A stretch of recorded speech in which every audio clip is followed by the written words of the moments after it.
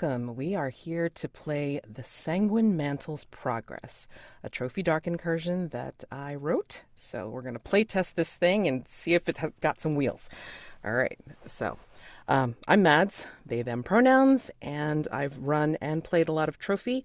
I've also written the lovely Somnolent, another Trophy Dark incursion based on the Briar Rose fairy tale. So so this is another attempt at doing another Trophy Dark incursion. And I'm going to popcorn this over to Alex. Hi all, I'm Alex. I played and run a lot of Trophy, a lot too. And if I look like I'm literally disappearing into the forest, it's because my laptop is being uncooperative, but it's enough where we'll get through it. So, hi everybody. And I'll popcorn it over to Matt. My name is Matt, he, him pronouns. I have played a bunch of Trophy, but it's been a few years, so it'll be good to get back into the swing of things.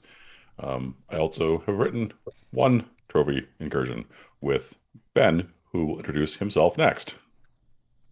Hi, I'm Ben. I use he and him pronouns. I have played and run quite a bit of Trophy Dark and Gold, and as Matt said, I co-wrote a Gold incursion that we should fix that up and get it somewhere other than Codex. But I make character keepers, I play games, and I'm looking forward to seeing what Matt brings to the table here. Right, awesome. So before we get started, I always start with doing a round of cats, concept, aim, tone, and subject matter, as well as going over some safety. So just going to go ahead and get started with that. So let's see. So Trophy Dark, the system that we're using, is a role-playing game about a group of doomed treasure hunters entering the haunted spaces of the world.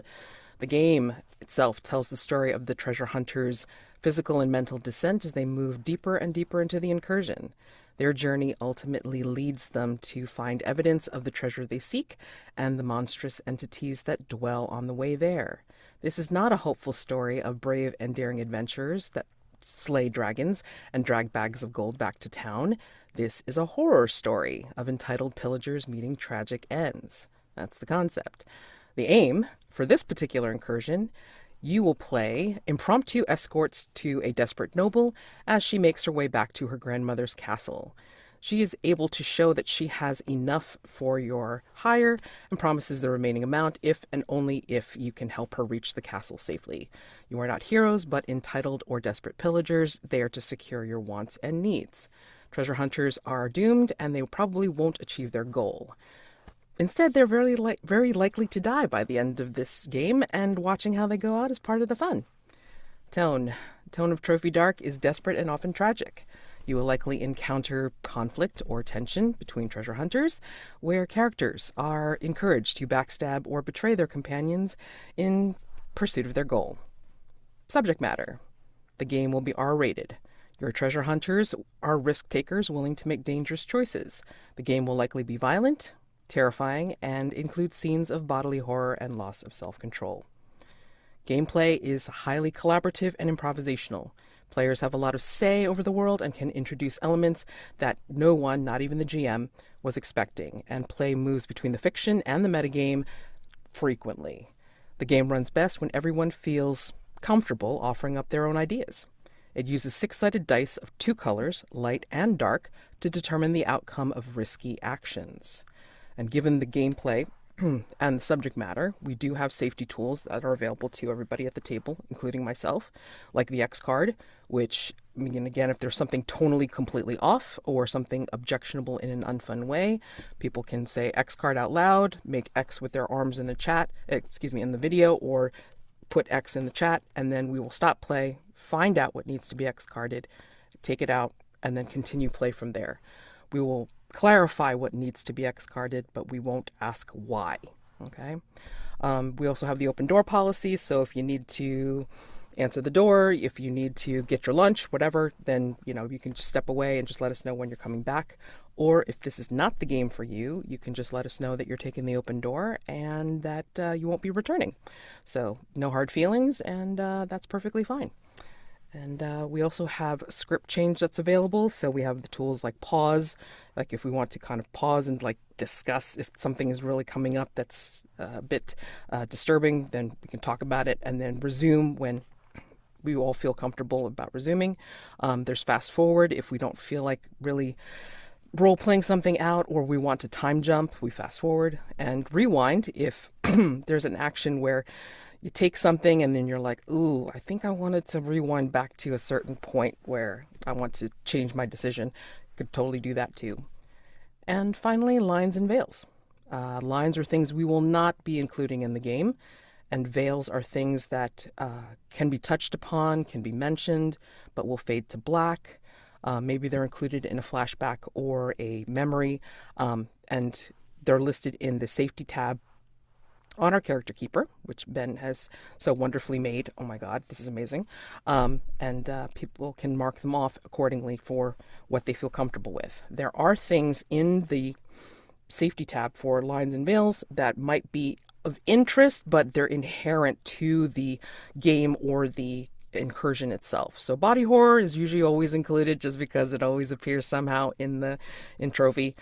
Harm to wild animals, that is a possibility in this particular incursion. There's talk of hunters. And again, so harm to wild animals could be inherent in this incursion. PC betrayal, inherent to trophy. We know this. So those are things that I can think of off the top of my head. So as we play test this, if anybody sees anything else that could be like a content warning, please let me know. And then we'll make sure it's marked off in the safety sheet. Okay? And it's a living document, so if anything, again, comes up in the middle of play, even, just make sure that we take a look at the safety sheet and see what changes, okay? All right, at this point, we're going to give the players a chance to... Okay, let me see. If everybody's made something, then I'm not going to worry about it. Okay, made their characters. Yep. Everybody's marked ruin okay. Cool. All right. So, if everybody's ready, gonna go ahead and have you introduce your characters after I do the prologue. In the great hall of the castle manor, the noble woman who takes the stately seat before you looks 30 years younger than she should be. Dame Phala, her amber eyes gazing at each of you in turn, shows concern for her granddaughter. Lady Romanthamintha has not returned at the appointed time with the supplies she was sent to retrieve. I need you to find her and bring her and her provisions back safely. You will know my granddaughter by her dark red cloak. I can pay part of your hire now, along with, yes, perhaps a draught of my best healing elixir, of which I am a successful example. She claps her hands, and her servants give each of you a small bag of gold, along with a sealed bottle. Beware, more than wild animals are said to roam the woods on the edge of my estate. Some will say that the bandits are little more than beasts themselves. As you make your way from the dame's castle manor, think upon the following. What rumors have you heard of Dame Phala's experiments and her healing elixirs? I have heard that when you drink one of the healing elixirs, not only does it take your injury, your illness, it takes something else for her to keep. Elisio has heard that, the plague-ridden refugees from Deveron have come in mass in hope of this miracle cure, and they have signed up for experimentation. But so far, none have returned. But they're so desperate that they keep coming anyway. Orlen has heard of a rumor of someone who took one of these elixirs, and then the rest of their town, everyone save them, went missing, and they simply walked away, beautiful and ageless.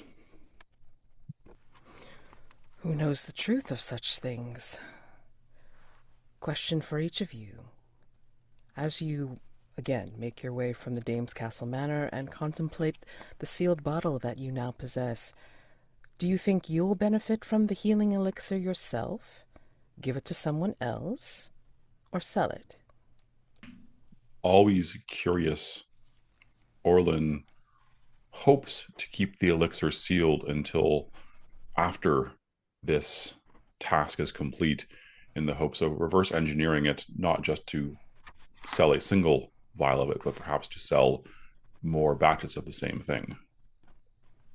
An army marches on its stomach and its health, and Elisio is hopeful that this elixir is everything that it's cracked up to be for his people, but he refuses to risk this rebellion by trying it first.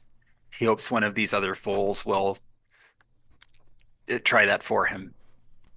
Aram intends to sell it. He has a very...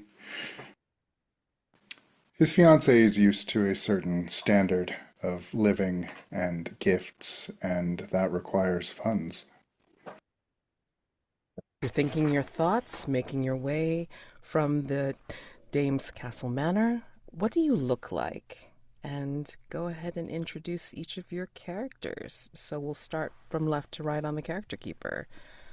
Elisio is probably in his early to mid 20s, but his bearing is that he looks older, not, from probably some trauma that he has suffered over the years. His skin is pockmarked, where there were boils that were removed, and he is gaunt, like he hasn't eaten well. And there are patches in his curly black hair. He wears a padded gambeson, but it looks like it was not given to him. It looks like it was probably looted from someone. There are probably like specks of dried blood on it that he tries to hide. And he has a couple short swords and a hunting bow, but the short swords look kind of like rusty and not well maintained or anything. He's been having some hard living. And he's also very watchful and some would say even paranoid in how he's scanning the environment. Probably clutches the bag of gold close to him and looks at the others suspiciously. Orlen is young and perhaps a little bit unscarred, surprisingly unscarred for someone who used to be a Kingsguard. Orlen realized fairly early on that getting sent out on tasks and missions tended to give you a much shorter lifespan, and also noticed that the Kingsguard's astrologers and soothsayers, well, technically they were members of the Kingsguard, but they never had to go out. And so overnight, Orlen developed an aptitude for stars and symbols and divination. In the intervening years, he may even have developed some of those skills for real.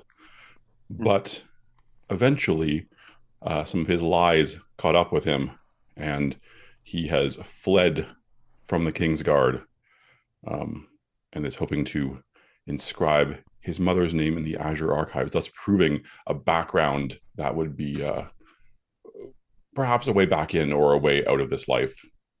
Aram is, I think, the opposite of Orlen in many ways. He is large, old, probably in his late 40s, early 50s, and he bears numerous scars, both internal and external. He works as a bodyguard these days, but he walks with the bearing of the errant knight that he was, and he still has his skills in protection and vigilance and dueling, but it's in service to someone else now.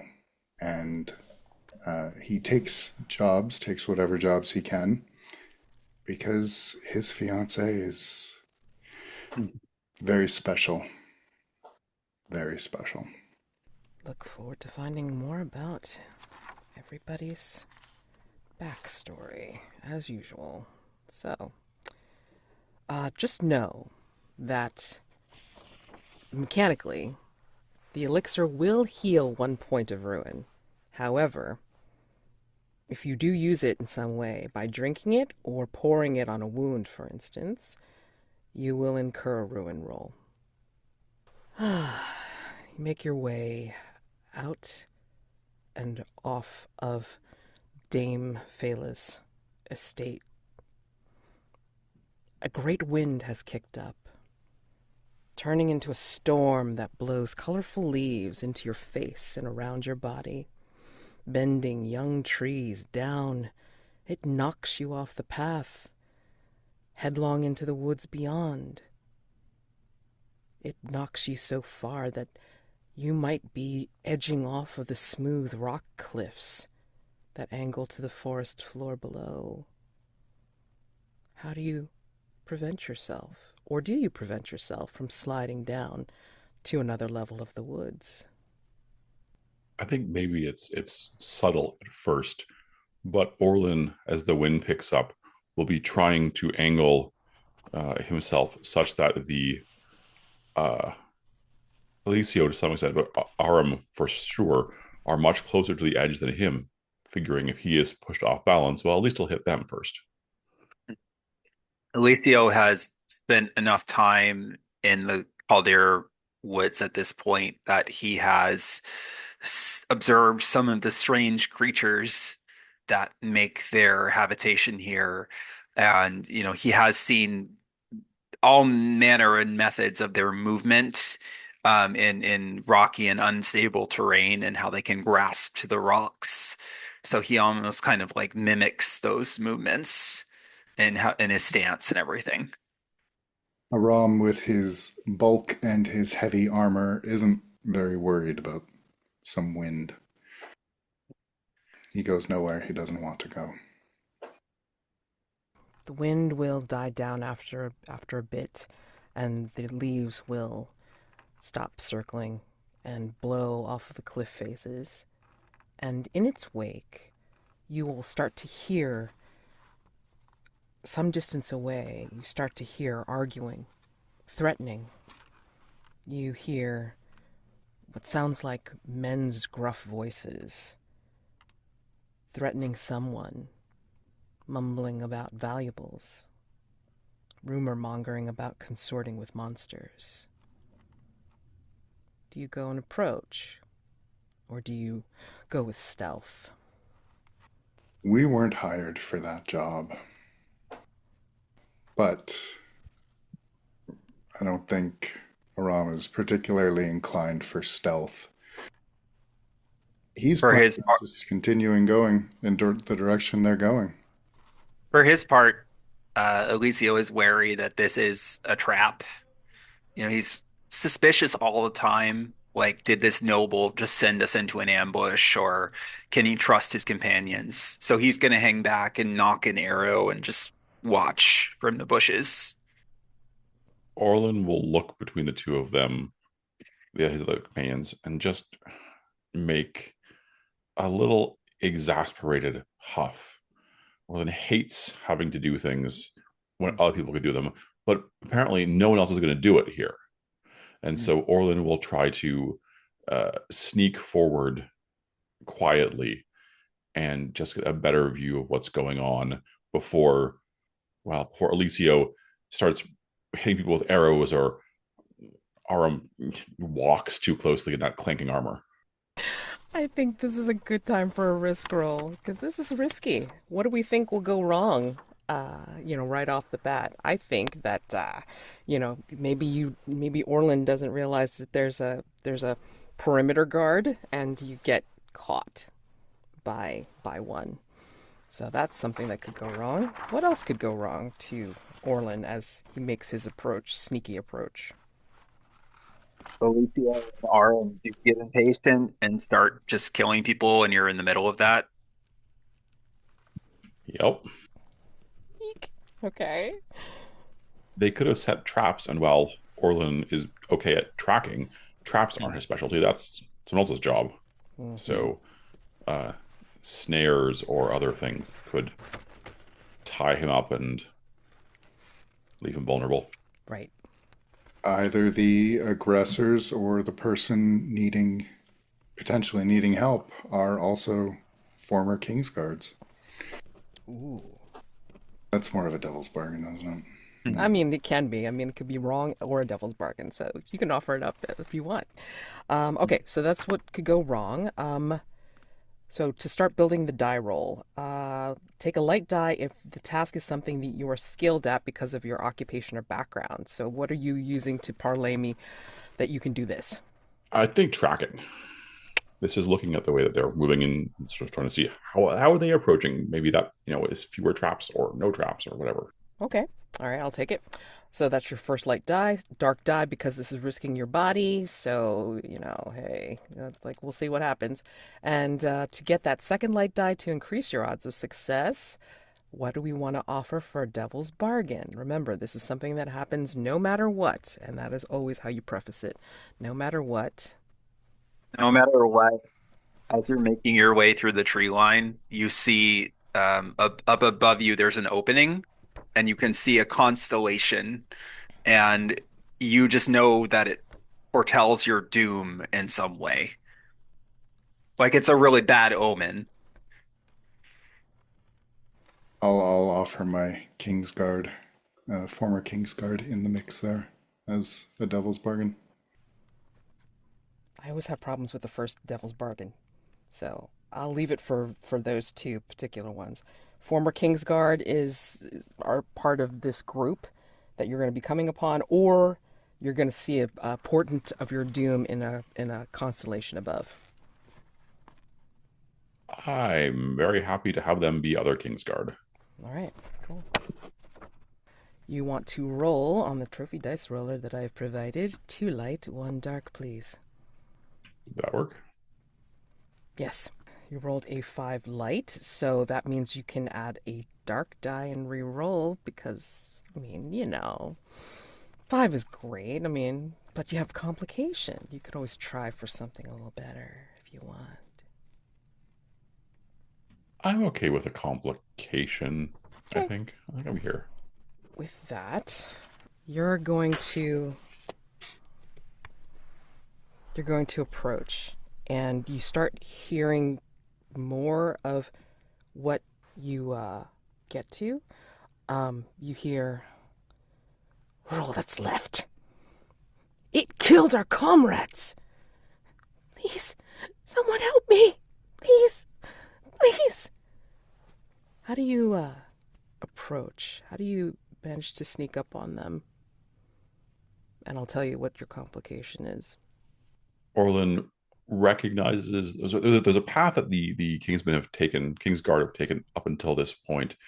There's a moment where Orlen realizes he can trace the constellation of a hunter or a stealthy beast in his steps, and so he leaves their path and begins following this sort of sacred constellation symbol to try to get some celestial guidance to his movements as he approaches the clearing where they are? Question Yeah. mark. Mm-hmm. Yeah, they're in a clearing.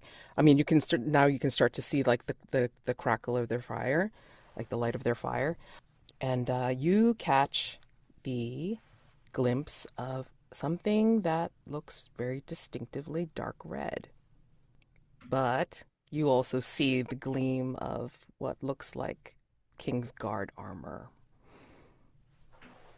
Can I tell how many people are there?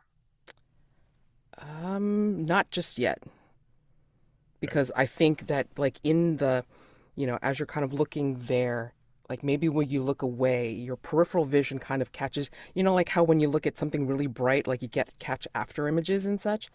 You're not Mm-hmm. sure whether it's after images from the fire or if it's like actually happening in your peripheral vision in the dark, but it looks like there's others in the trees, like moving out in the darkness. You're not sure if those are animals or others.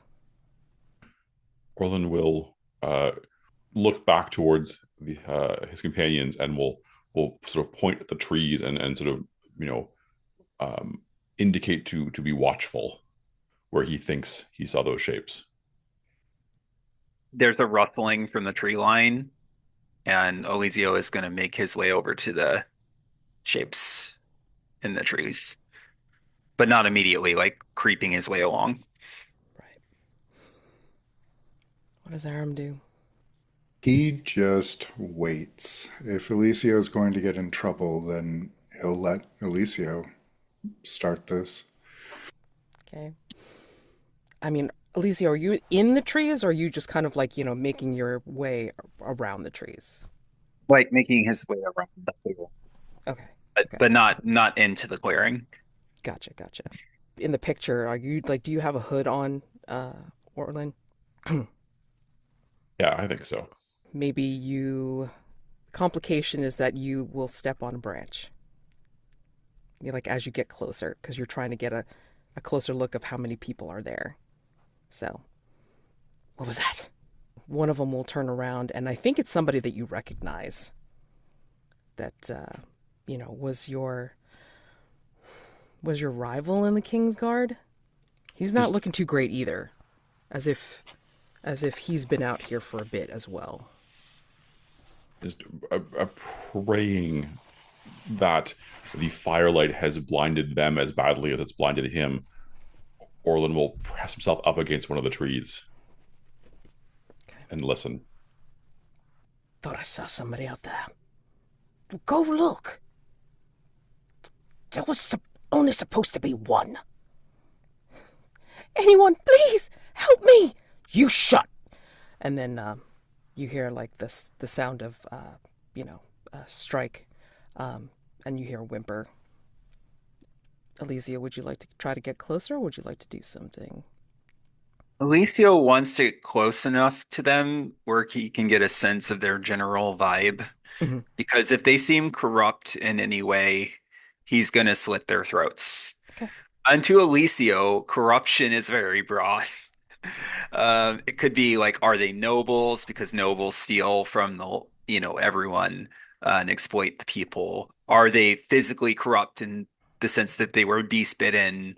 Do they look morally corrupt? He's looking for a reason that lets him murder them.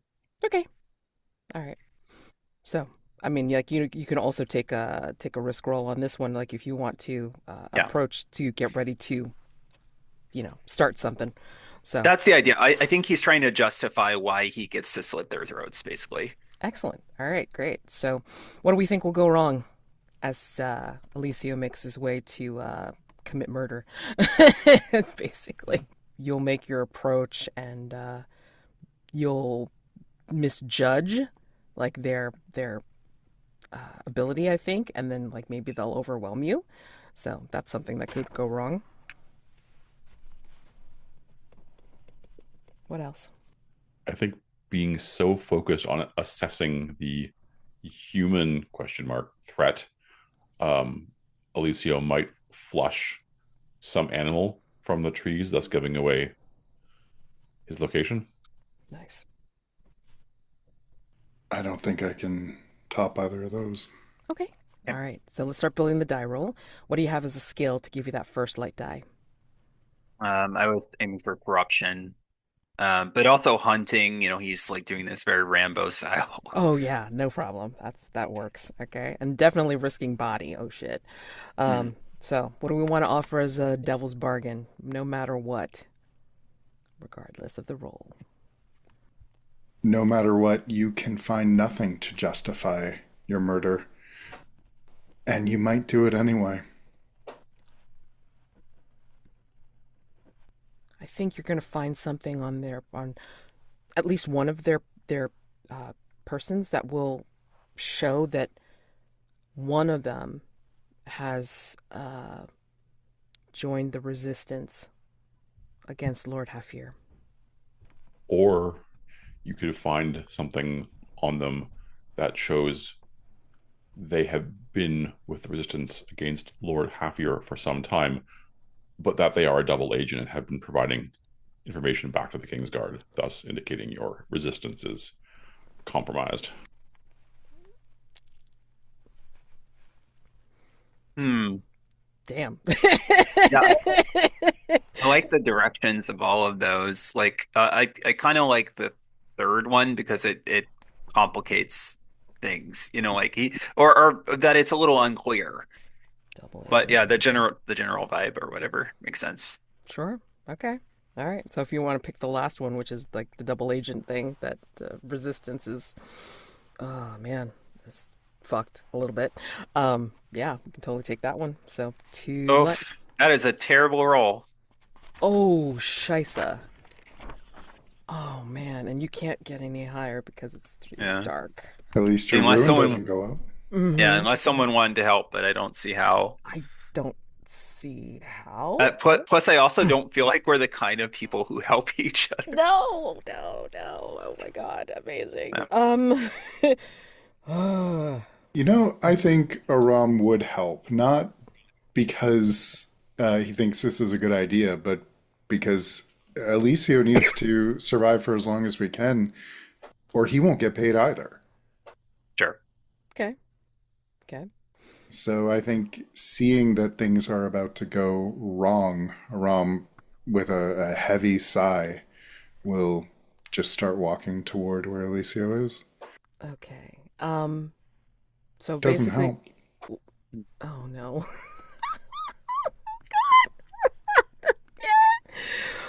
Okay. All right. Man, how to make this really bad. Okay. Can you So, add a dark die and re-roll on a help? I don't think so. No, I think it's just a single roll. Just a single roll, exactly. Does the light die match any of the dark dice in the player's roll? Does not. Does not. Okay, good. Otherwise, you'd get ruined. Okay. All right. So, oh my lord, we're just going to compound the fun. I think as you approach Elisio, I think you're hearing them talk about Lord Hafir's business, and one of them is saying it's like about the resistance, about how he's gotten information from the resistance and feeding it to the Kingsguard, and of course, they're wearing the Kingsguard armor and such. And, there's one of them that has started to go into the forest to look for Orlen. So I'm trying to do this stealthy, right? And he's Mhm. creeping up with a knife in the underbrush. But as soon as he hears that, Elisio is so furious that he just like calls out traitor, and he like leaps on him, and he's like slashing at him, but they're all struggling, and it's not effective, and it's making a shit ton of noise. Yeah, I think this is like full on shit show. So, Yeah. yeah, Orlen, if you want to come out, it is not a problem because it doesn't matter. I think the Kingsguard that was looking for you is now going to come back and try to get in the middle of this. Aram, I mean, I think that they see you coming out of as you're trying to help. I think they see you coming out of the darkness, and they'll melee with you too. And yeah, so this is going to be a bit of a skerfuffle. Can I make an attempt to short circuit this battle before it starts? Absolutely, please do. I have the ritual army where I can create illusory copies of myself that mimic my actions. For I want to make us look like we're a much bigger party than we are. Excellent. So go ahead, and this is definitely risky because of a ritual. So you will automatically take the dark die. What skill are you using to help you? Unfortunately, it's protection. Okay. Unfortunately, that's fine. What do we think will go wrong with you trying to do this? I think that you're not going to be able to get the ritual off in time, and it almost happens, but then they know it's illusion. So that could be one thing that goes wrong. What else could possibly go wrong? Whoever the red cloaked person is, they panic and run off. Mm-hmm.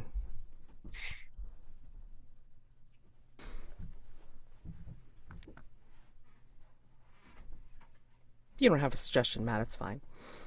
Okay. All right. So again, dark die's covered. You've got the first light die covered. What do we want to offer as a devil's bargain, no matter what? No matter what, one of the copies stays around, either with us or like following us or something. I was gonna say the same thing. Oh my god. Oh my gosh. Amazing. I want to tweak that a little. I think the copy that stays, no matter what, will remind you your history. Why were you an errant knight in the first place? Like What brought you to just being a bodyguard now? And not in a good way, like, your failings, your foibles, whatever. So. I will take that offer. Okay. All right. So, like the nagging copy. All right. Fabulous. All right. So 2 light, 1 dark, please, for your ritual. Wow. High of light 3. Okay. So you can definitely take a dark tide reroll. 2 light, I think I'll 2 do dark. that. Yeah. 2 light, 2 dark. What's happening? Roller's high out for 4? blood today, yeah. Holy Yeah. crap, a doodle do. Okay. Well, I mean, it's still a success, just It's still a complicated. success. Yeah. So just tell me what the ritual looks like and how you succeed, and I'll throw in a complication. There is a series of runes inscribed on all over his armor, really, but he knows exactly the right way to angle this small mirror that he always carries so that the light catches the right runes and they flare to life briefly with light, reflected light, which seems to scatter and shatter around the area, forming these illusory versions of himself. But one of them isn't quite right. It's younger, svelter, armor's a little less dented. He doesn't notice yet. I think these Kingsguard folk will see that and see them start to appear as if they're coming out of the trees and to back you up, and they oh, shit, Scarpa, get out now, and then they'll try to grab at the girl's backpack that she has, and she's already drawn it away, and it's no, I need that, and then she's already ducked behind one of the copies, and they're just just go before the Lupin Craya comes back. Yeah, they're gonna run off and just be fearful, and one of them will say, "You get yours," and he's just pointing at the lot of you, and they're scared off by the illusion. But when you try to dismiss the illusions, your army, I think the one stays, the svelte younger one, and he talks to you. What does he say? Reminding you of to start to remind you of your history. He looks at Aram and smiles broadly, proudly, and he says, "All in a day's work, eh?"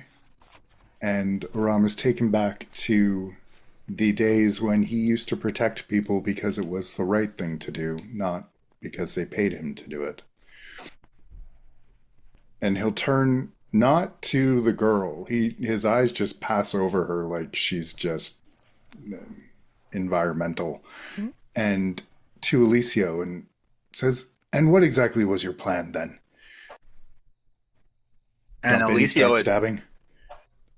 Picking himself up and brushing off the leaves, and he's furious. He's like, "I had him. What you deprived me of my justice towards a traitor. How do I know you're not working together?" How much do you get paid? Well, that's how you know later. I'm not part of them. And that kind of brings him around for a moment. Just keep my eye on you. You do that. She's his dagger. Orlen, what are you doing? Orlen's watching the two of them argue. And we'll just leave them to do it, and we'll start searching the remains of the camp. I mean, the fire's still going, obviously. And Lady Rominthamina, who it is, in the red cloak, is hugging her pack to her chest and just... Thank you. Thank you. Thank your lady mother? Grandmother? Sorry, grandmother. Yes, Dame Phala. We should probably return to her estate. Yes, we're wasting time already. Get your pack and get moving. What is this beast that they were talking about? Uh, We've already had one danger searching for you. The Lupin Crea wanders these woods. Um, uh, it's known as a great wolf with crow's wings. Is that a legend that's familiar to me at all? I would think so. I mean, I was going to ask, what have you heard of this Lupin Crea beast, besides it being a great wolf with giant crow's wings? I mean, guards like to tell tales, Mm-hmm. so I can assume that over the course of his history, Orlen has heard about it, but has always sort of looped it in with the same things as, that one cursed tree and the ritual where if you say the guard captain's name 3 times, like things that are, I suppose, technically plausible, but seem on their face pretty ridiculous. The rebels originally thought that it was a good omen because in a skirmish with Lord Hafir's men, it had swooped down and devoured 3 of them. So they would leave it offerings with the hope that it would aid our cause. Elisio is very skeptical because it had also eaten several of our side at various points. It's just fairy tale and scary story. It's people in cloaks. They want you afraid of a mythical beast that can't be stopped. It's just brigands and bandits, as always. I'm very thankful for your help. I do want to give you something to show that my grandmother means what she says. And you know that Dame Phala is known in this region as a well-read and knowledgeable collector and adventurer in her day. What worthy thing does Lady Rominthamina pull out of her pack that convinces you that Dame Phala not only has what you want, but what you need? I will piggyback in anticipation of what someone else suggests, because whatever it is clearly very expensive.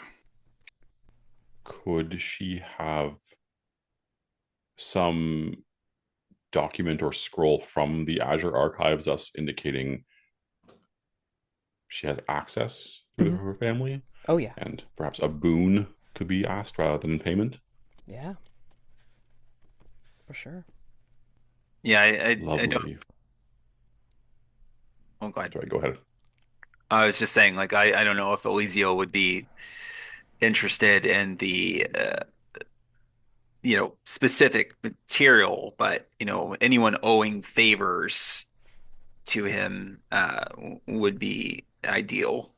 For you, Elisio, I think maybe she has like a badge or like some kind of like little black book or something like that. Some kind of coded thing that you know is part of the resistance. Mhm. So, she knows it's like something that shows that they can funnel resources to them if need be. But and for Aram, it's like, what she gives you is going to be small, but yeah, from appraising certain things, it's like that this is going to be worth a lot of money when you sell it. So, if you want to head off with Lady Rominthamina now and like try to head back, I think she'll be able to help guide you. Like, she knows a different way to go, where a shorter way. You'll see figures or the shapes through the trees as you move out of ring 1 and go into ring 2. And we're going on the hour, so let's go ahead and take our 10-minute break. And Yeah. when we come back, then we'll go into ring 2. Okay? So, 10 minutes. See you then. I should make a mention, too, that this is going to be different from other Trophy Dark incursions. This is specifically for an anthology that is going to have shorter incursions for like one-shot play, and we're doing it for 3 rings as opposed to 5. So we'll see how this goes. All right. So, ring 2, a better view. I think the shadows from the bared branches above, overhead, overlay everyone like terrible scars. And you go further along, trying to find your bearings back. You're following the dark red cloak of Lady Raminthamina, and you come into a clearing that seems the wrong color. You hear and feel what's wrong before you see the carnage. The ground feels too spongy. The mud sounds squelchy and dark. The smell is woody, metallic, and of death. Regardless of how battle-hardened anyone is, everyone must make a ruin roll, please. I got a 4, so I'm going up. Okay. Orlen and Elisio would just say how you kind of keep it together, even after seeing all this. And Aram, please tell me how what you see or what you sense is getting you closer to the darkness. No longer bothers Elisio. He's seen so many corpses at this point from plague, massacres, violence. He's just completely jaded by it. Orlen looked to the stars before this journey, as he does for every journey, and whether he's right or not, he believes that this is not his time, and therefore it doesn't really matter to him. Any other day, this wouldn't trouble Aram, but after seeing that illusory version of a younger him, one who would have cared, would have felt something for this, it starts to make him not feel those things, but think about what it means that he doesn't anymore. The lady breathes. The lupin crea, before she covers her mouth and turns away. Who comforts, if anyone, who comforts Lady Raminthamina when she turns away and averts her eyes? I mean, Orlen will go. He wants to get in good with his family, and so he will just sort of step between her and the vista, and will say, it is good that we are here to keep you safe. Do not trouble yourself with this. You just see her hood nod. What do you see that proves these hunters were capable, but had absolutely no chance against their attacker? I think perhaps their positioning on this killing field is almost ideal. They had good sight lines, they had lots of room. Anything coming towards them should have been cut down, and yet They've expended almost all of their arrows, and Elisio can tell that the marksmanship was superb. He can see where they've impacted some of the surrounding trees, but none of the arrows have any specks of blood or feathers or whatever. Either they completely missed or, that didn't have any effect. The sheer number of dead here means that whatever took them out was either so monstrous that their numbers didn't matter or outnumbered them with numbers that must have been like an army. Who goes among the remains to scavenge valuables and intact weapons? Aram will definitely do it. I think Elisio would as well. But I think he's less interested in that than, he bends down near one of the bodies and he gathers some twigs together and he starts like folding them into a small effigy. He says, Lupin Cray, I don't know if the stories are true, but if you will take offerings, then take them, not me. And he like leaves the little figurine there. Nice.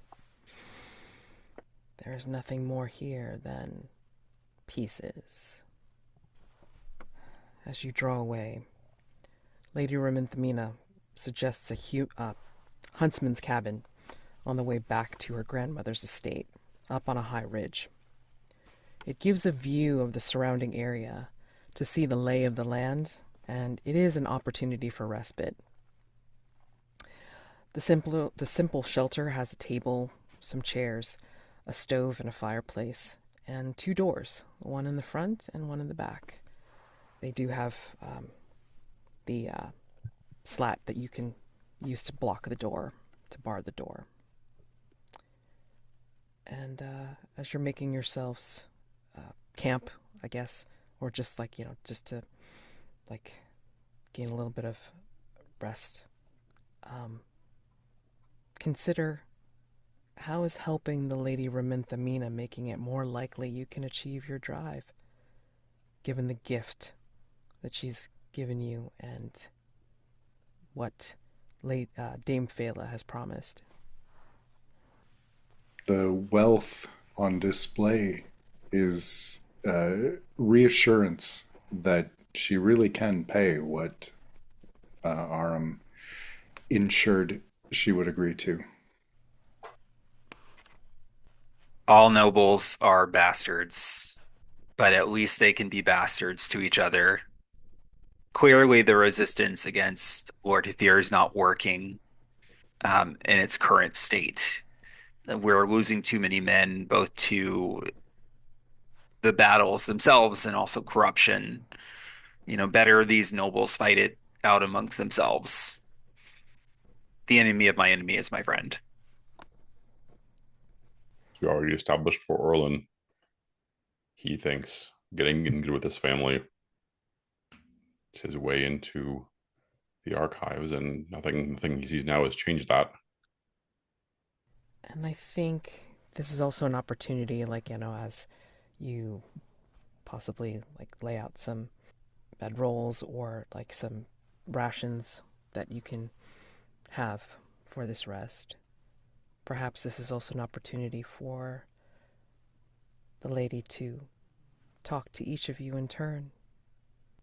What does she tell you, and only you, that encourages you to continue with this escort mission and to be not the first, but possibly the only? What does she say? She might offer Orlen a place in their household, saying something to the effect that their previous astrologer and soothsayer did not predict this, and so if Orlen could retrieve her when everyone else was unable to, that would, of course, demonstrate an ability to see the one survivable path through a situation, the ideal way to do a thing.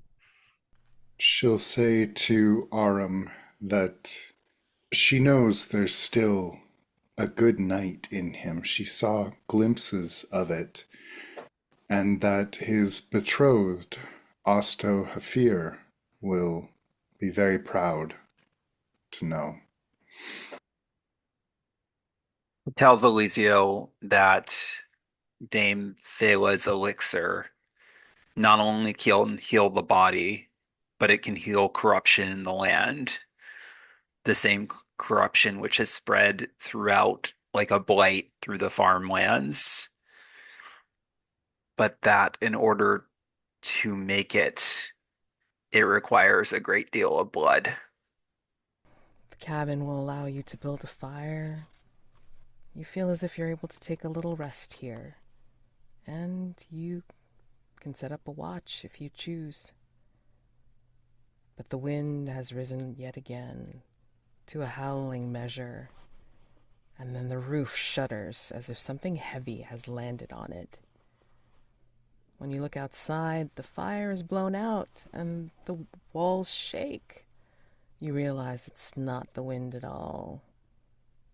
It's the lupin crea, a great tall beast with a wolf's head up on two legs, and it is the beating of its mighty wings as well as the haunting howl from its throat. Seeing it, hearing it, does it disturb you? Does it shake you? If so, take a ruin roll. I think it's less disturbing for Elisio than it is like enticing. He sees this perfect predator, and these two knights are no match for it. And it just gets the wheels in his mind turning about what a powerful weapon this could be. That could be a So, sense of ruin too. I mean, yeah, I'll still take a ruin roll. I'm just like flavoring it. yeah. I love it. And yeah, my ruin goes up. Okay. I mean, I like Orlen the. will absolutely. Sorry, go ahead. I'm just loving the fact that it's like he's ruined because he's like it's enticing.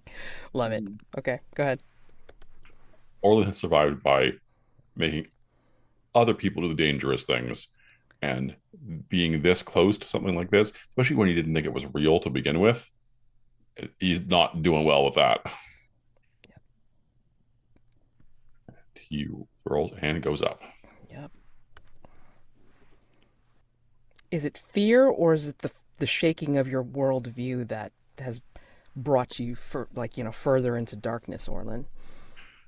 It's fear. He'll have time to reconcile his worldview later. Okay. Maybe.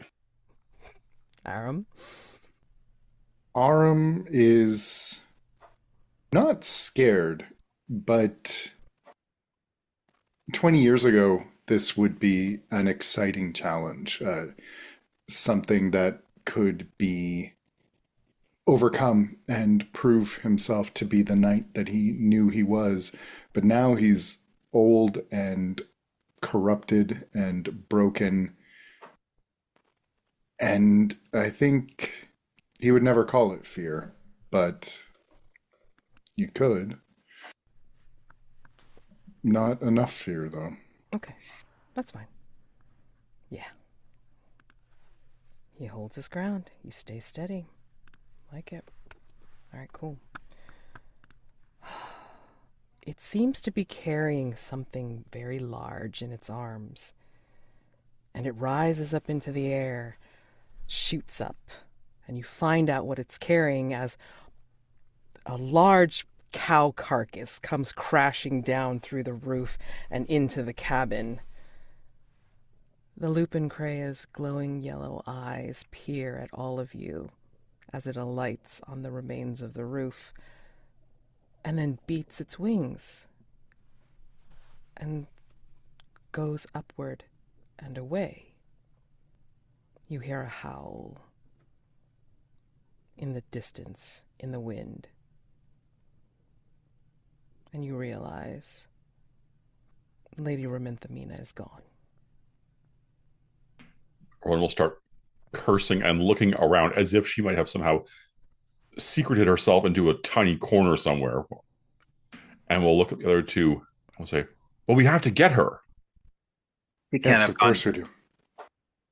She can't have gone far. It's not like she knows these woods. Ring 3, the feral gaze. In the tumult, you obviously lost track of the lady. She is gone, as well as her loaded pack. In her stead is the torn sleeping roll and the ground churned by the back door as if in a scuffle or being picked up by something quite large. The ambush has left the farmhouse in pieces, and everything is in disarray. Leading away from the cabin is a trail of blood, the splashes getting increasingly distant from each other, as if the wounded was running away. You hear a deep roaring growl from the forest. Do you give chase? Do you escape? What do you do? We have a job to do. After it. And Aram will head off after it. Orlen Hey, follows Blair. a safe distance, making sure that he'll not be the first to run into any problems that Aram might be better armored for. Yeah, Elisio's going to run after them, but he's also looking around for any geographical features where, it's got to have a lair somewhere. So, are there any caves? Are there places where it could be having a nest or something? And following the sounds of its roar. But again, because of the beating of wings, because of its howl, it's like it's echoing in and out of the woods, and you're not sure. You can't really place anything here. And it seems that there's some sort of... It's confusing. As you go into the woods, it's as if the trees all look the same, and there are still shapes that are going in and out between the trees. And as you pass, Aram, you see broken corpses of the huntsmen or the bandits, who knows, or the runaway Kingsguard that you saw before. Almost as if they were killed in the Lupencrea's wake. I think it is risky, because you are not familiar with this terrain. I think it is almost as if the woods, the forest itself, is acting against you. The ground itself seems like it is not certain. Anywhere that you put your foot could give way at any second. A root could trip you up. A branch could take off your head. Who knows? And the Lupencrea could also come behind you as well. So, this could be a risk. Sounds fair. Okay? So, is there anything in particular you want to do to make sure that you either have good footing or you can track the beast? I am skilled in vigilance, protection, and speed. Those all feel like they'd come into play here. Sure, absolutely. Okay, so first light die, risking your body for sure. And what could go wrong is that, you step in the wrong place and you could fall down into a fissure. That gets created because of the way the forest is, again, strange and twisted. So that's what could go wrong. Let's just go straight to the devil's bargains, because those seem to be in this place right now. So what do we want to offer as a no matter what at this point? I think at this point you're going to have something drop, something revealed, something that will show Elisio who your betrothed, your fiance is. I think no matter what, in your haste, you have to discard your weapon, and you'll be, not that it would help much, but you will be defenseless. It might help against us if needed. The next time you see the Lupencrea, it has your betrothed's voice.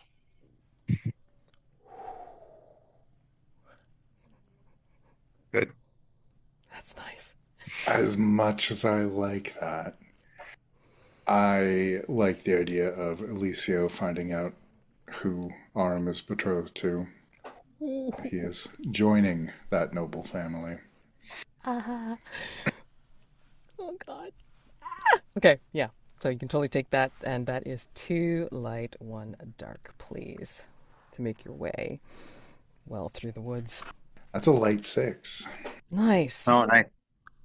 All right, excellent. So yeah, just go ahead and say how you succeed without any complications.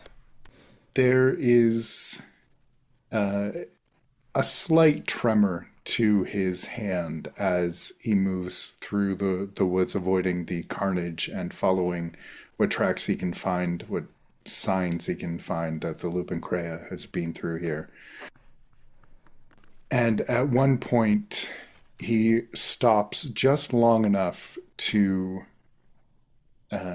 retrieve a letter from within his armor, a love letter from his betrothed to the son of Lord Hafir.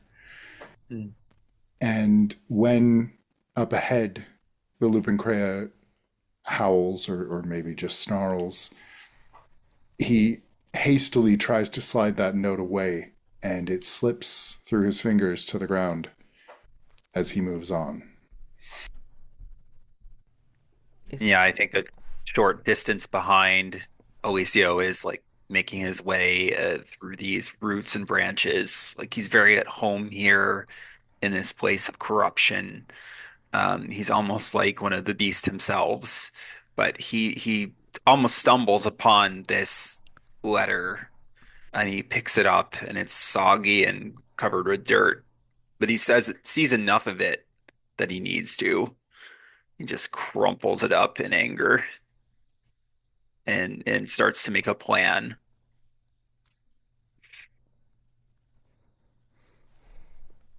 And if you step in Aram's steps, then you're able to get through fairly well. But I want to know, as you pass and try to make your way quickly to get to the lady before something happens, whose disappointed face do you see as you race past in the strangeness of the forest? Whose disappointed face do you see? Elisio, just for a second, thinks he sees the face of his father staring out at him. His father, who was a farmer, for many years, and they lived in peace and happiness until Lord Heffier came and said that he had the deed to their land and they would need to be moving on. And the villagers refused. They're like, you just forged that. We've been living on these lands for generations. There's no way that's true.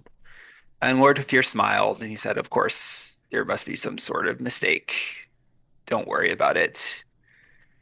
And then the next time Elisio saw his father was hanging from a gibbet as the farmland burned.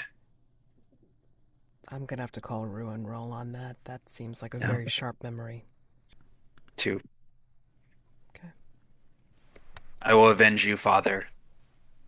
You will not have to look upon me with disappointment anymore. If I cannot get to Lord Hafir, I can get to the next best thing.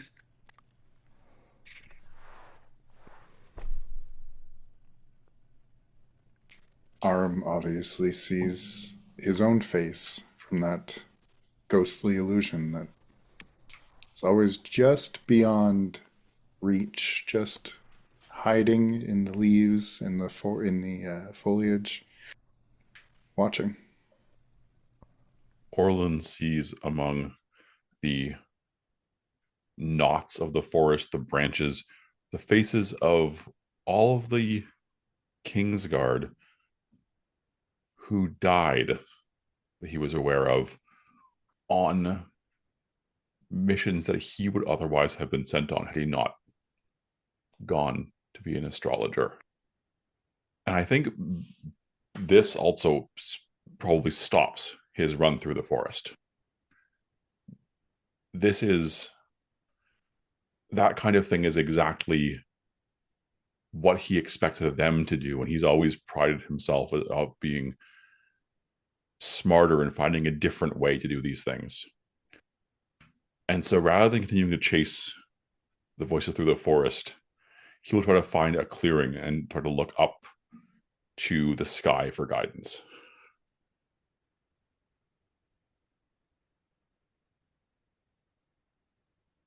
Going to do this. Let's see. This feels more like a trophy gold kind of move rather than a risky thing.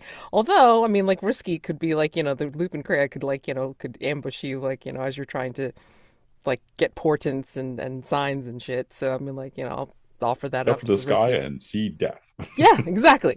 So Yeah. that I'm up offering that up as a risk roll. So yeah, that's what could go wrong for sure. You get pounced on for sure. Um, what are you using to for your skill for this for your first light die? Stars. Okay, and then your dark die, of course, comes from risking your body for this. And then what's the second light die coming from for a devil's bargain? No matter what, you see an omen of your death. No matter what, you see an omen that your mother has passed on. Like if you were trying to get her name in while she was alive, it's too late. Hmm. Oh, this is bad. I think you're gonna see in the sky, you're gonna see an omen that shows you that your mother's name does get inscribed in the Azure archives, but then it gets scrubbed out for some reason. Oh, that's rough. Yeah. I think Orlen will take I will take the he sees his own death because that's a path that he thinks he could get around given that healing Mm. elixir. That's true, yeah. Yeah. So, all right. Two light, one dark, please. 2 6s. Holy crap a doodle do. All right, great. Yeah. Narrative control. Tell me like what the hell you see in the stars. Jesus Christ. For success. Besides your death. Rather than chasing after the lady through the woods, Orlen looks for a different path, and he finds a constellation that tells a story of, I think, sort of something like Odysseus, a long journey through dangerous trials, but ultimately success. And with the constellations that are there tonight in their positioning, it leads that the path that he would have to trace leads through death for himself, and he clutches that healing elixir tightly and turns 90 degrees and heads off into a different direction in the forest to where the lady will be, not where she is. Nice. Love that. Mm. But I think, again, that weird echoey sensation of the growls are heard. It's like something that you can hear and feel in your bones. And in the growls, it's almost as if they're calling to you, each of you. What do you hear in the growls? What are the growls saying?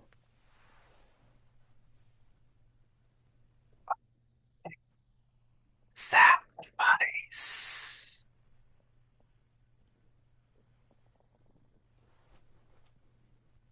Growls are saying, too old, too weak, too poor, unworthy.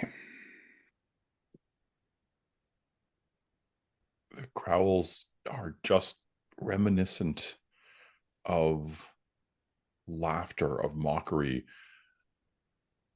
that they say this portent reading was a false, a lie to begin with, and now he's acting as if it's real and he can trust it.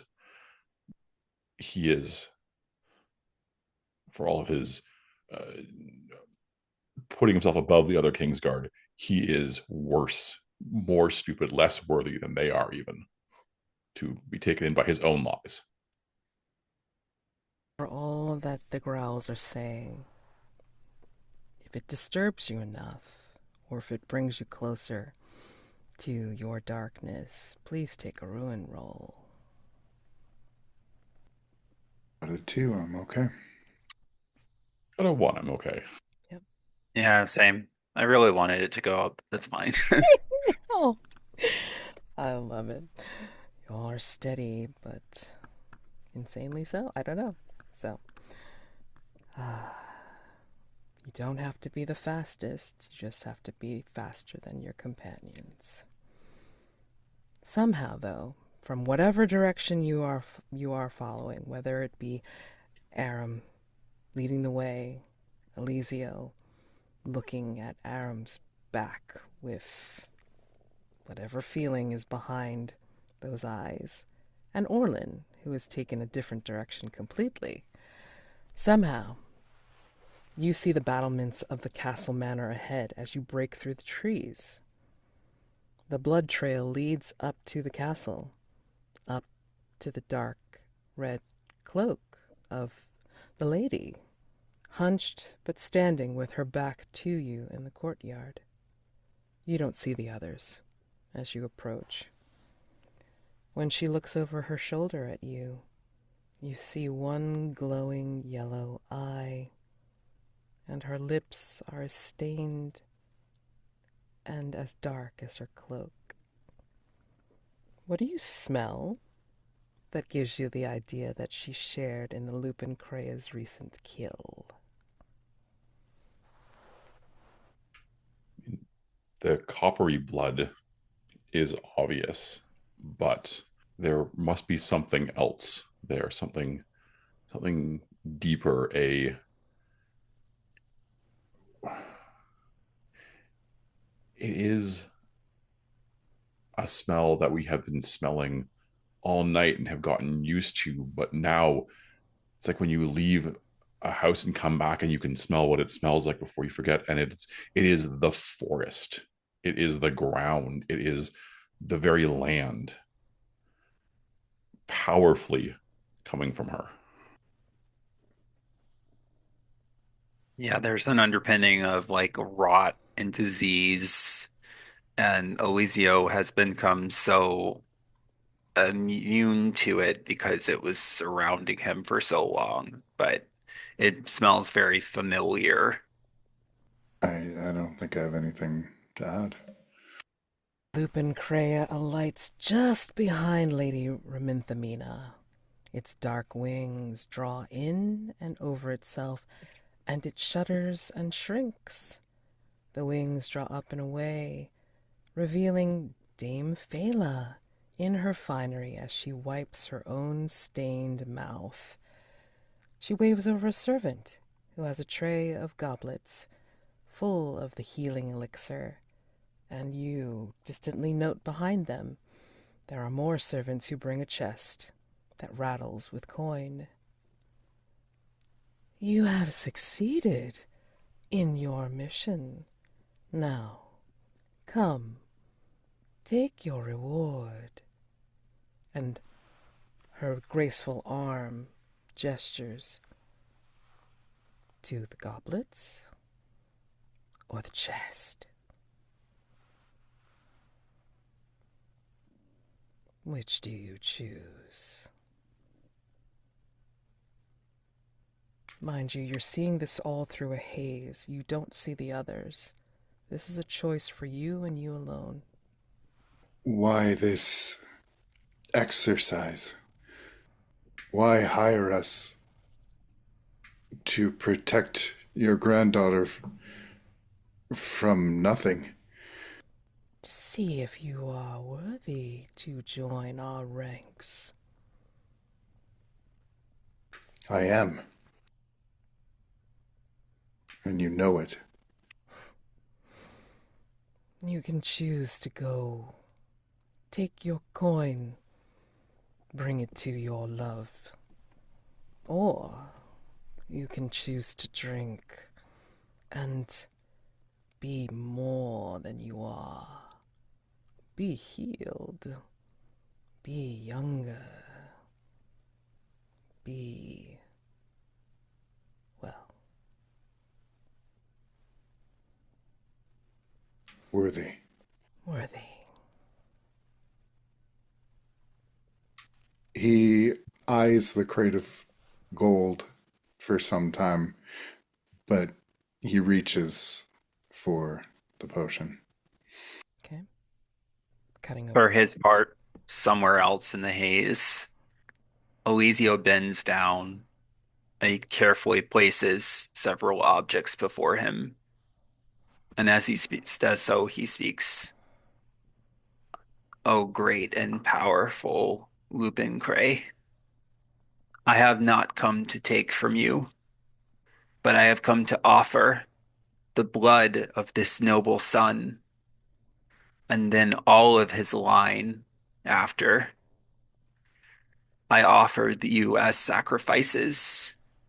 And he's placing like little effigies of each one, including Orlen. Oh, sorry, including Aram, along with the letter of, the seal of House Hafir. Are you kneeling in front of her? Yes. I think she takes your face, like she cups your chin in her hand, and she says, "Oh, that is a beautiful offering that you would give us. Blood. Instead of choosing.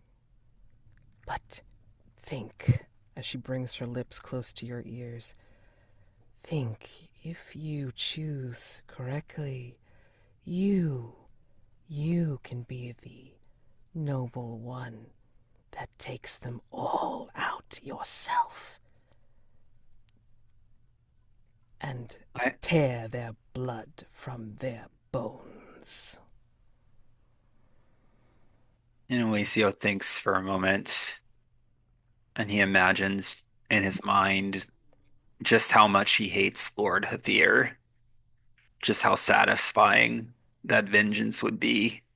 And he takes the goblet and drinks. Orlen? Orlin senses that, given what he saw in the stars earlier, both choices are a trap. And so he will acknowledge Dame Fela and the lady and will say simply, "I require no reward other than knowledge.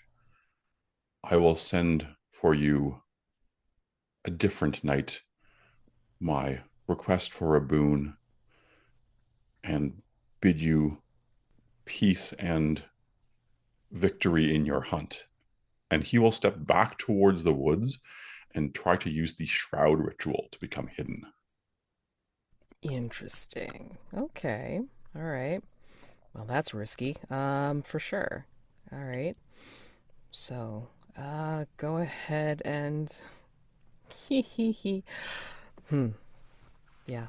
I mean, there's a possibility it won't work. So that's definitely what could go wrong for Yep. sure. What do you have to use as a skill? I think darkness here. It's a ritual of remaining unseen, being skilled with darkness. Right. And I think definitely a risk to body because, if they find you or whatever, then, they could just tear you apart. Sure. Yep. He's not a fighter. He doesn't want to play their game. And Yeah. yeah, Sure. Okay. Devil's bargains. No matter what. It worked too well, and you're unseen permanently. Ooh. uh, Ooh, damn. That's too good. Oh, crap. Um,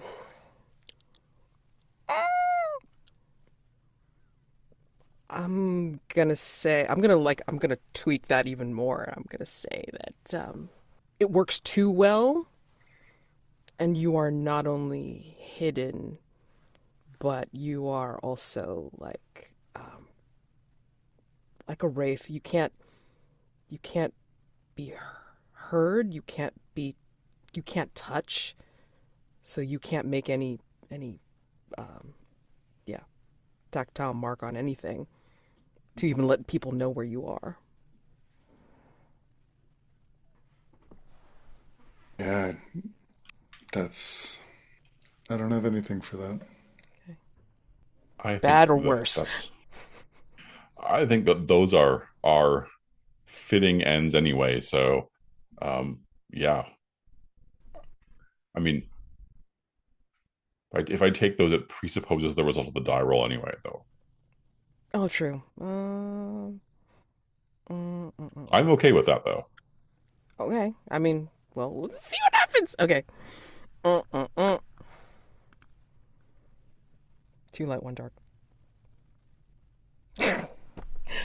Ah, well, succeed with no complications. You can definitely pull off the ritual. Yay.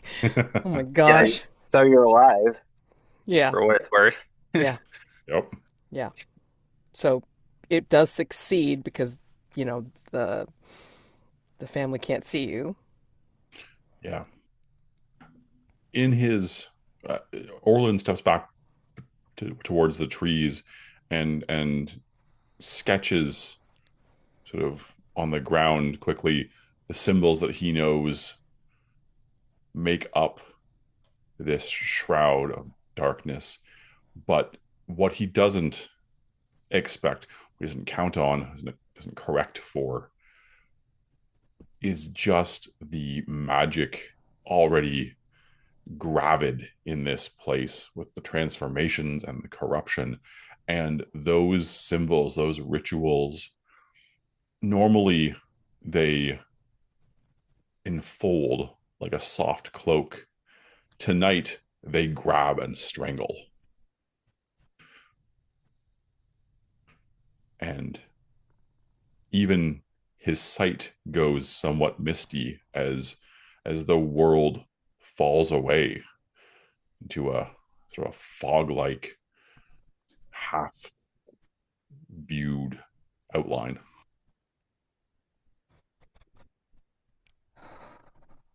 As Orland fades away and possibly see two of your party drink, I think we fade into silhouettes and hear like a haunting theme. I want to know, what kind of epilogue do we see? Mid credits, post credits, whatever the heck you want to say. If your character has survived, what do we see of them in the near or distant future?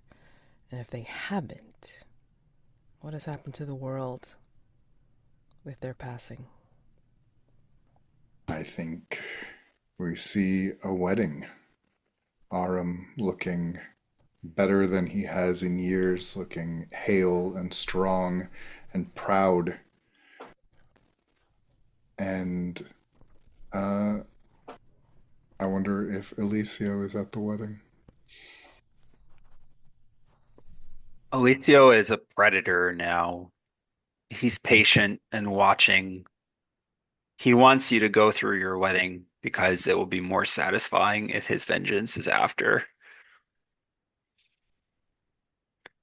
I think a few months after that, adventurers are drawn to the lands around Deverin, the estates of Lord Hathir, a terrible scourge of monsters with the wings of vultures and the maws of wolves have descended upon the land and systematically torn apart all nobles in general and servants of Lord Hathir, but his family specifically.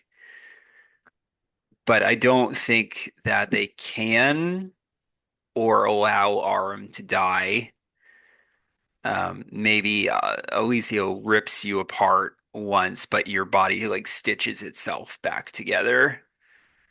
So you are permitted to live in this ruined land of horrors and monsters.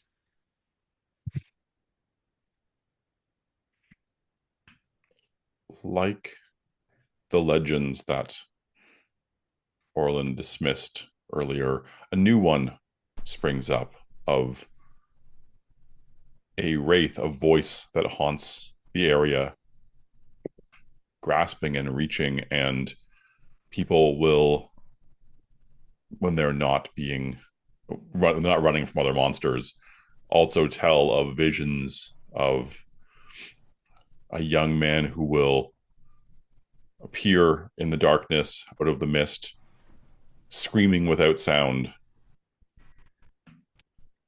before fading away again.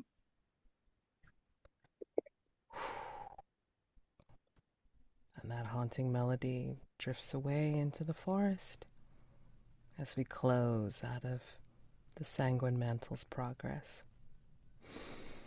Thank you, guys. So, stars and wishes and feedback, please. I kind of figured out some places where I'm going to fix this thing, but I would love to hear like what you have to say. So, please go for it.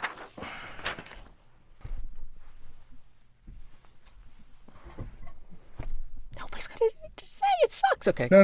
I just so that was a very trophy dark experience in a neatly concise three ring structure.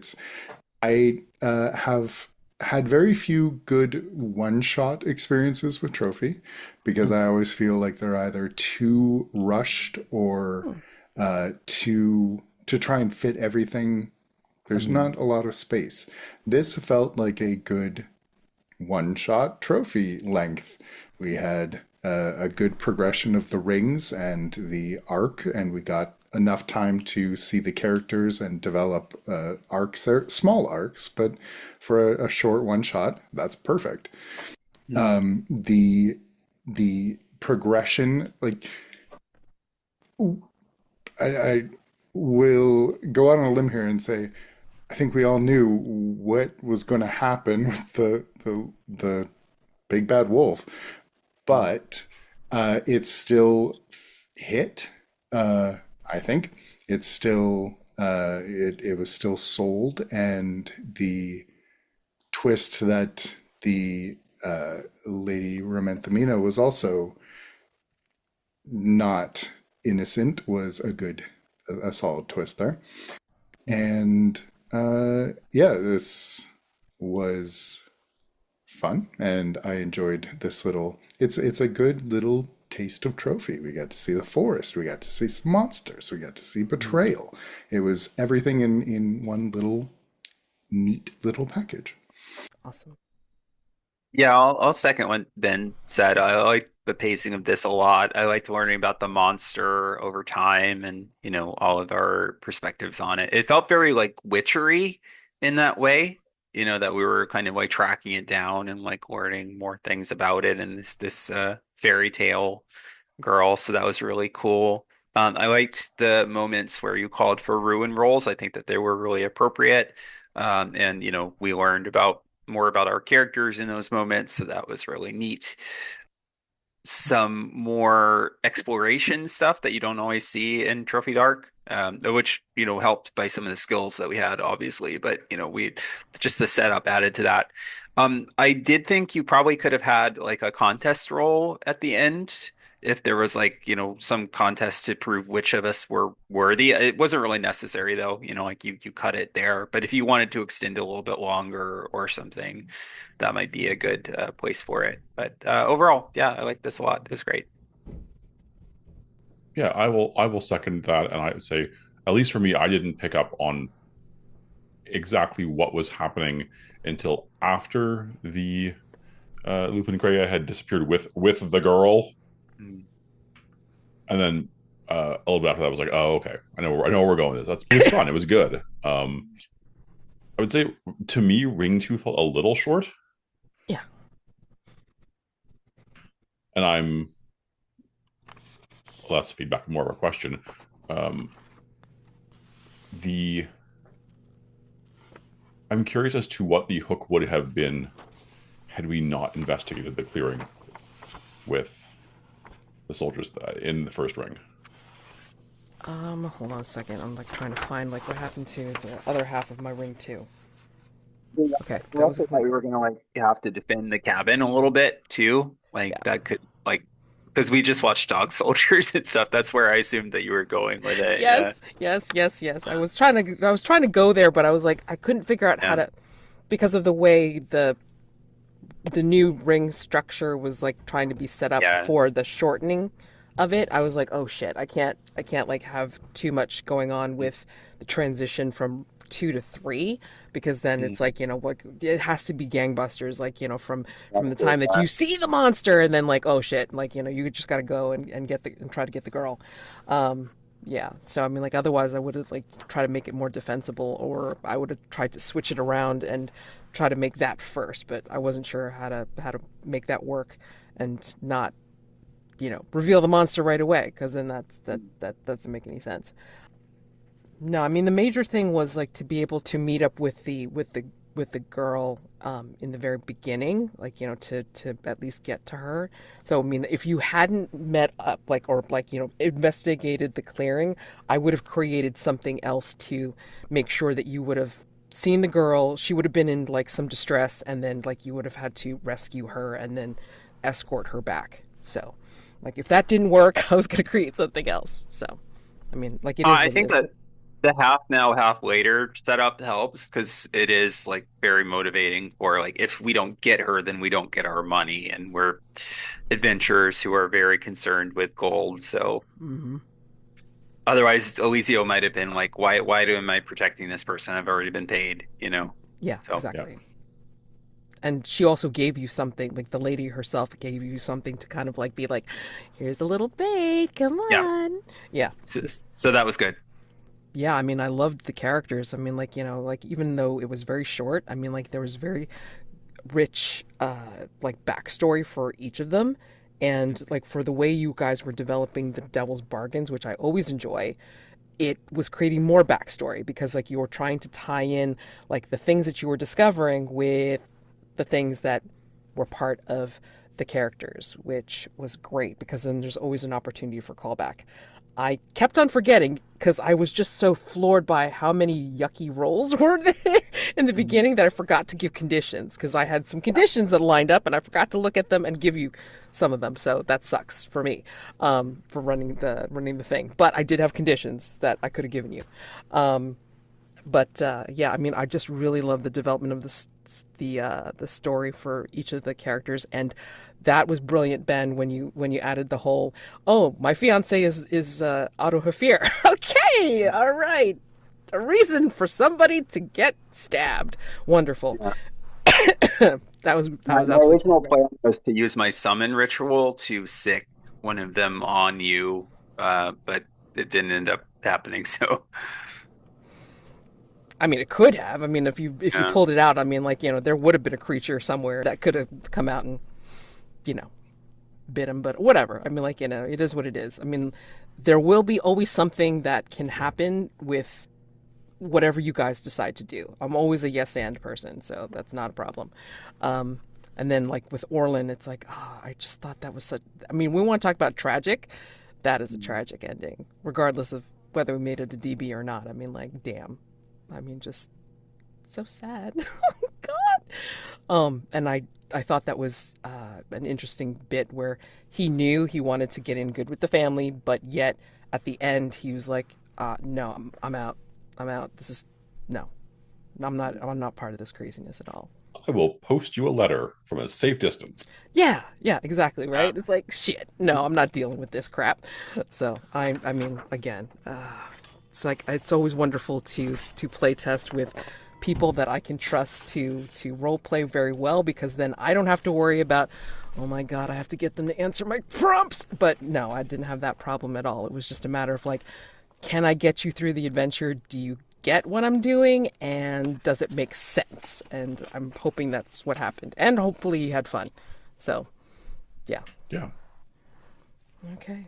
So, I appreciate you helping me out with this. I'm gonna tweak some things to try to, make it workable, so not just me can run it, and we'll see if I can improve the ending a little bit. I mean, like, I should put in a little bit more to make it clear of like some contest, betrayal, that sort of thing, like for the ending. But I mean, for what you guys did at the ending, I mean that still worked, because I'm always the kind of person that like doesn't mind the ambiguous ending, where it's like it doesn't have to necessarily be a contest against everybody. It could be something of like, well, what happens to them, like what did they decide, what was their choice. So again, thank you all very much. You enjoy the rest of your evening. I'm so sorry that you have to shovel more snow, and stay warm and safe, guys. Thank you. Thank Happy you very gaming. much.